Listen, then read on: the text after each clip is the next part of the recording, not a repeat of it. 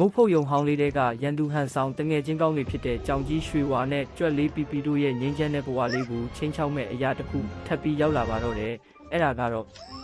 ဦးလေးကြီးဝယ်လာတဲ့နောက်ဆုံးပေါ်ကြွက်ခန်းဆက်ရုပ်အနီရောင်ကြီးပါဦးလေးကြီးကရွှေဝါကိုအိပ်ပုတ်ကြီးတယ်ဆိုပြီးအထင်လွဲကဒီဆက်ရုပ်ကိုယူလာတာပါအဲ့ဒီဆက်ရုပ်ကြီးကလေဆာမီးတွေဖြတ်ထွက်ပြီးပီပီနောက်ကိုအရှင်ပြင်းပြင်းနဲ့အသေးတန်လိုက်ဖမ်းပါတော့တယ်ပီပီလေးခများဂျုံအိတ်တွေ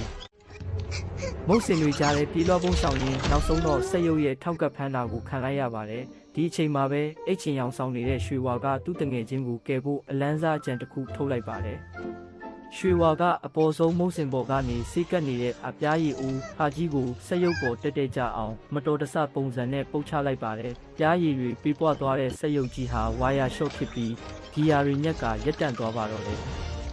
ဦးလေးကြီးကဆက်ရုပ်ကိုအလကားပဲဆိုပြီးလွှင့်ပစ်လိုက်တယ်လို့